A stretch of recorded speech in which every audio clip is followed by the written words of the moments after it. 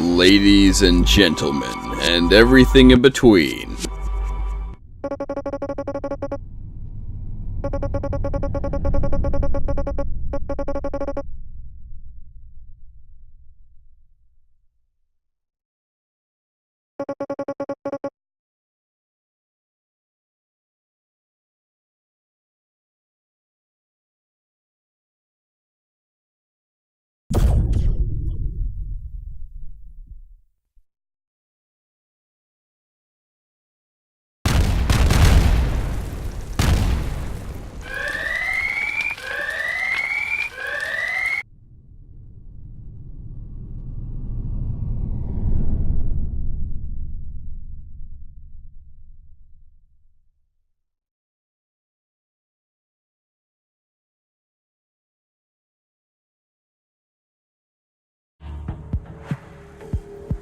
Welcome to Risk of Rain.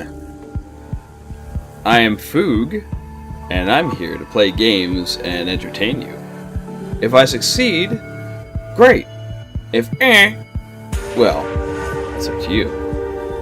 Anyway, I've been gone for a long time, and I tried to do a recording of this a little bit ago, yesterday, and it failed, so here we go, trying again. But, anyway, Risk of Rain. What is it, you may ask? Well, I'm about to show you. But in short, it's a roguelike, action, arcadey platformer game. Where it's all about a little pixelated person. You can see down here. Whee, hello, guy.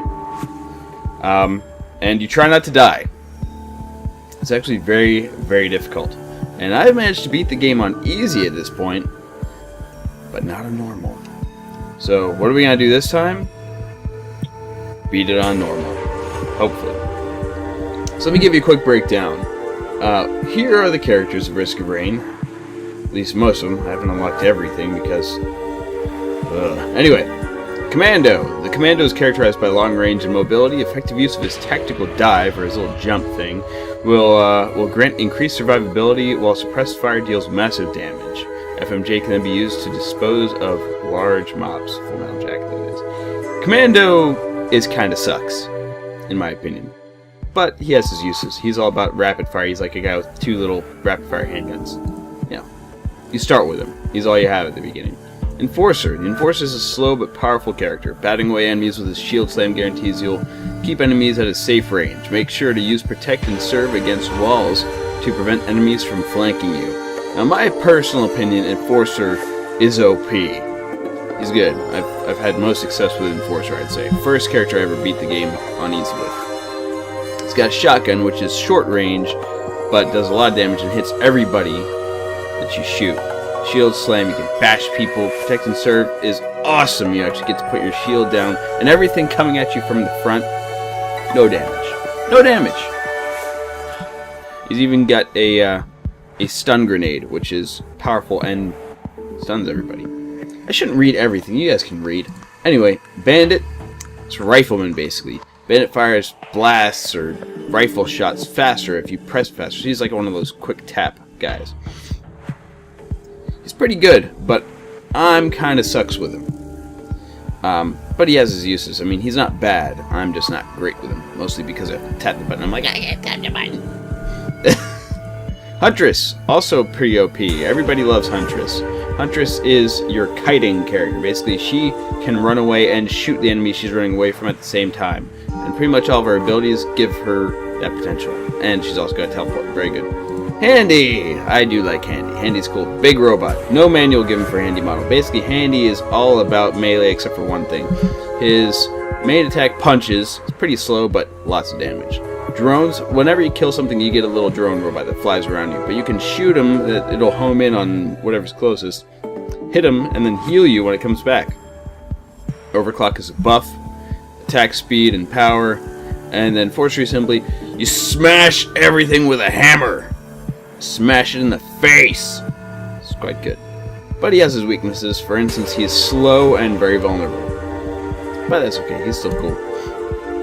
Engineer, another character I've really liked. Relies on proper placement of mines and turrets. Yep, you get to place down mines, drop turrets, And then you also get your basic attack is little grenades and little harpoon missiles. Very cool. Miner, really tricky but a lot of fun. Miner has his main attack is short range, but it also hits for a good amount of damage. It's pretty quick in general. He also gets a dash. He's got two dashes and a double jump. The only character with a legit double jump. The commando jump isn't really a jump, it just sort of dashes away to the side. Sniper, tricky to use, but ultimate boss killer, as you can see. He's got only 2 shots. Snipe, which is just a normal shot, and then take aim, which is you hold down the button, and the longer you hold it, the more damage he does. Backflip, and a little thing that allows you to scan the strongest enemy on the field and basically do more damage that way. Increases your critical strike chance. Acrid, also really cool. Did I beat the game with Acrid yet? I think I did, on easy. Doesn't count. Acrid deals huge amount of damage when he stacks poisons. Everything Acrid does is poisonous or disgusting. His normal attack is melee and pretty, but it does cause poison, which is great. Neurotoxin is a spit, which is nice and does even more damage than that, and stuns everything, but it's got a cooldown there. Sludge lets you drop everything on the ground, and everybody who stands on your sludge is slowed and hurts, and it's great. An epidemic. Look at this. Release a deadly disease, and everybody who gets hit by it.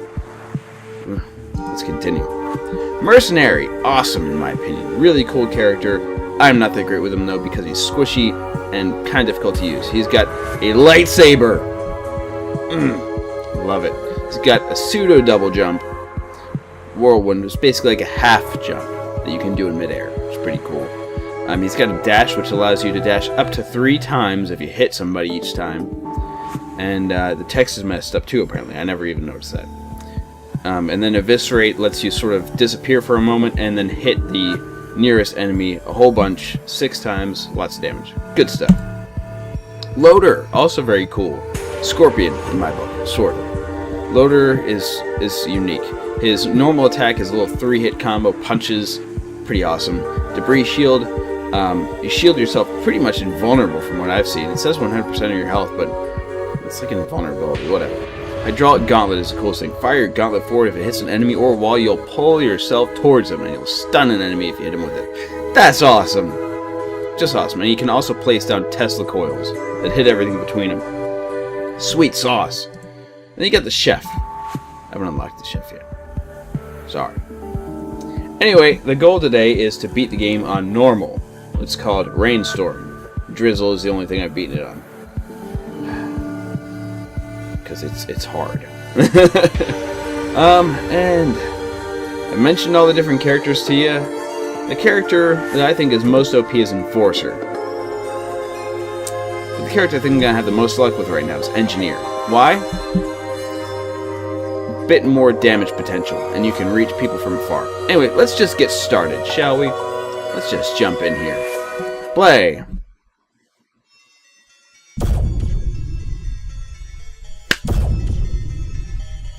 Well, this is a great start, Risk of Rain. Look at what you're doing. Good job.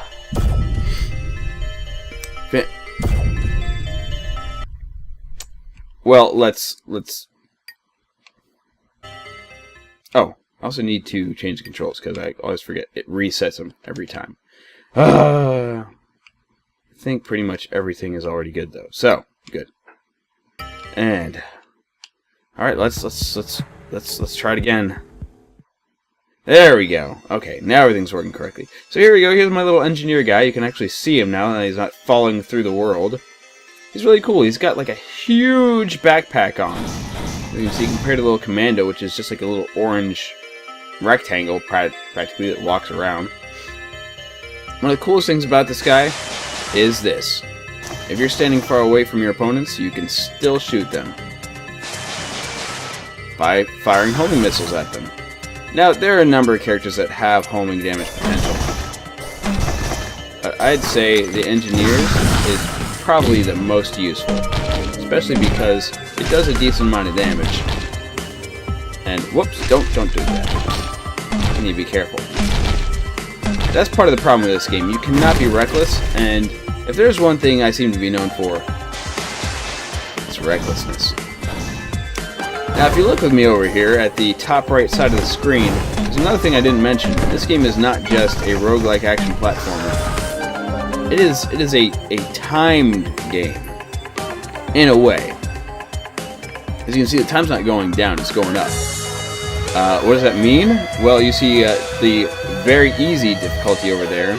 Actually, let's use this little shrine. The little shrines, you pay money for a chance to get something. And it looks like I got something. You can use them multiple times, but the price goes up each time, and they're frequently not really worth it. But this game, it goes up in difficulty for every so many minutes. On Drizzle or Easy, I think it's 10 minutes, and the difficulty goes up. In this, it's 5. And the difficulty will spike. So, one of the things you got to do in this game is balance your usage of time and actually getting stuff done. Now, at the bottom of the screen down here, you can see find the teleporter. So that's what we got to do. And unfortunately, I don't see it. So, but yeah. Hello. Come get me. Flat. Oh, you're still alive. Good job. And so really exploring this game can be a bit taxing because you're trying to hurry, you're trying to find stuff and get out of each level as quickly as you can and stay alive. Now apparently there's nothing over here aside, well, there's a little trash can, as I call them. It's supposed to be like a little canister of stuff, as you can see here, but I like to call them trash cans. And get out of there. And great, the little demon guy's getting away, and I'm not gonna get my prize for him. Whenever you use one of those little things, these little demon guys will show up and try to run away, and I lost. Oh well, if you kill them all, then you get a prize for it. I failed it. Good job, Foog. Really great start to your thing here.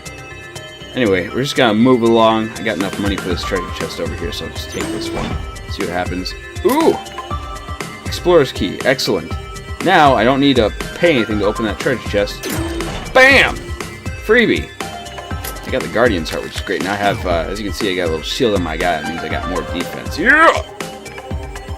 Which, the engineer does need. He's a little bit squishy compared to some. Not terribly so. There's the teleporter. So, what I used to do in this game, which was really dumb actually, was I used to try to go around the whole level, farming enemies, and then going to the teleporter last. Bad idea. Why? Because whenever you turn on the teleporter, a bunch of enemies will come around for you and try to kill you, and you'll essentially be able to farm them. And that way, you're not wasting time. Oh, I got hit. You're not going to waste time by running around doing nothing. You're trying to activate the teleporter and still gaining progress and making money by farming these enemies that pop up. So you, like I said, you really got to balance your time in this game. It can be really intense. As you can see, I'm already taking a number of hits. Not too good, to be honest.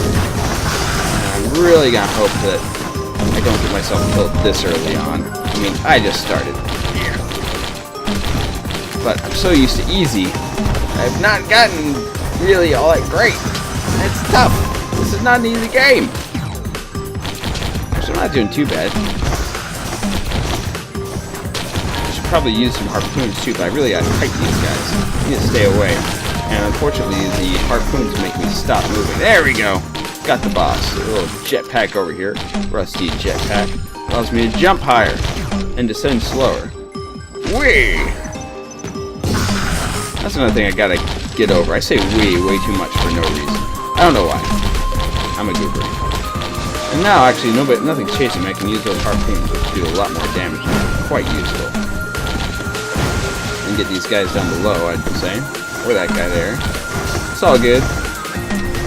Oh, and as you can see, little 90 out of 90 seconds there, that was my time to have to survive this onslaught, these waves of enemies I'm waiting for the teleporter to activate. Ooh, and treasure chest. Let's see if I can get more than one freebie at a time. Nope. Looks like that's gonna be it. Gotcha. Another guardian heart. That ought to help, sort of. Whenever you get 2 items, you don't really get full benefit from them both. I don't think it really stacks double, but it does help. So, hey, why not? Hey, you. Please die. Whoops. I want to fall down there. Come here. I got mines for you. Boom. Boom. Alright, your face, your face. Throw some grenades in your face. And missiles, too. Missiles all up in your face. In fact, I should do... What? Don't do that. What you may not have really been able to see or notice during the little boss fight is this little guy. Turrets, like I mentioned before. Placing mines and turrets with the engineer. I do not place turrets enough. I really need to do it more often and not rely on them only in boss fights, but that's just sort of something that I've also been doing. Not the most efficiently. Oh, I failed the shrine. Let's try one more time. I got money. Twice! Forget you then. Jerk. And now, the other thing about getting the teleporter first is now there are no enemies trying to kill me while I'm walking around trying to get stuff. So hey, bonus. Not really bonus, just, you know, it's beneficial. And there was some stuff down over here. There's another shrine over there. I'll try to take that one down, or not take it down, just use it. There you go. Fire shield. Now whenever anybody hits me really hard, I hurt them back. Yay! Prison shackles are very good for the engineer. That slows everything down whenever you hit it. He's always trying to get away from things, so... Well, not really. The huntress is always trying to get away from things. But...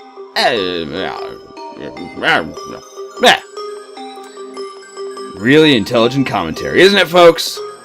Thank you for watching. I'm an idiot. I love you guys.